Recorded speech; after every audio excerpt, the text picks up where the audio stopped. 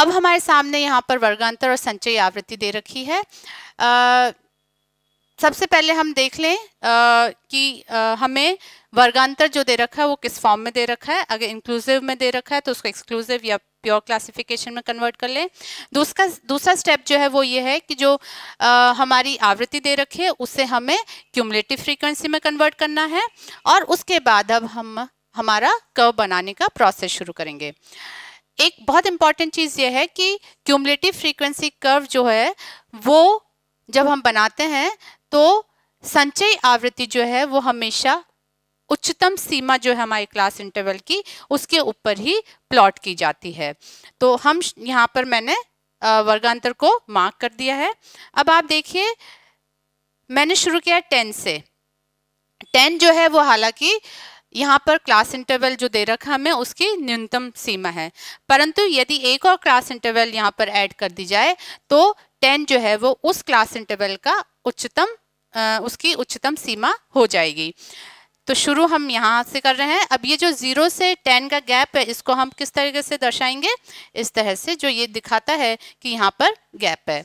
शुरू किया हमने 10 से। अब 10 की जो क्यूमुलेटिव फ्रीक्वेंसी है वो तो 0 है, तो यहाँ पर हम उसको 0 से शुरू करते हैं। अब 10 से 15, 10 से 15 की क्यूमुलेटिव फ्रीक्वेंसी क्या है, 1 है। तो 1 को हम इस तरह से, ये देखिए हमने यहाँ पर स्केल क्या लिया है, ओ वाई के ऊपर 2 small square equals to 1 cumulative frequency ली है। तो 1 क्यूमुलेटिव फ्रीक्वेंसी इसका मतलब क्या हुआ कि कहीं पर यहाँ पर आएगा। आपकी ग्राफ में ये क्लियरली दिख जाता है, यहाँ पर नहीं दिख रहा होगा तो यहाँ पर मैं इसको मान के चलूँ, इसको आप डॉट से दिखा सकते हैं। फिर 15 से 20, तो 20 जो हमारी सेकेंड क्लास इंटरवल है उसकी क्यूमुलेटिव फ्रीक्वेंसी है 4, तो हम यहाँ पर इसके ऊपर यहाँ पर कहीं ये आएगा।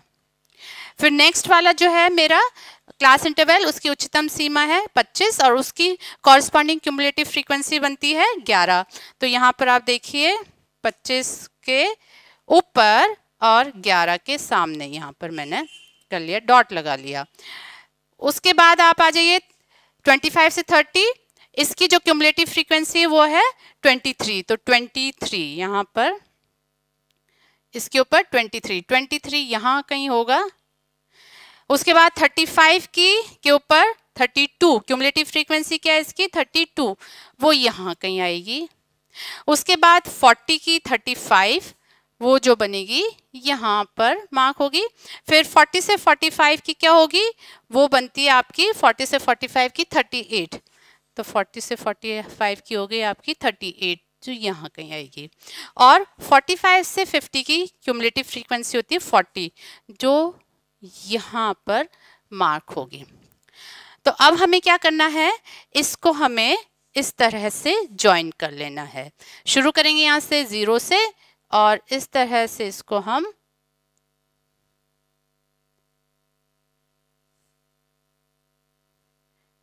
इसको पॉइंट्स को मिलाते हुए हम यहाँ पर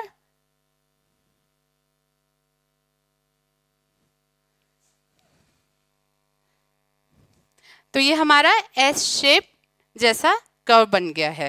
ठीक है, तो इस तरह से हमको क्या करना है, सारे डॉट्स जो हैं हमने मार्क किए थे उन डॉट्स को मिलाना है और ये हमारा कहलाएगा क्यूमुलेटिव फ्रीक्वेंसी कर्व।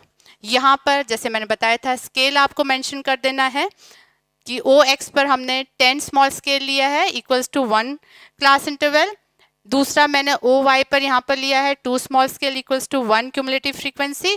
आप जो भी पैमाना लेते हैं वो आपको यहाँ पर मेंशन कर देना है और साथ में ही ये क्या दर्शा रहा है वो भी आपको मेंशन करना होता है। ये मार्किंग सारी क्लियर होनी चाहिए, y लिखा हुआ होना चाहिए, o लिखा होना चाहिए और x लिखा होना चाहिए, साथ में क्यूमुलेटिव फ्रीक्वेंसी, वर्गांतर वगैरह इन सब चीज़ों का आपको विशेष ध्यान रखना होता है। आई होप आपको समझ में आया होगा कि क्यूमुलेटिव फ्रीक्वेंसी कर्व किस तरह से बनाया जाता है। Thank you.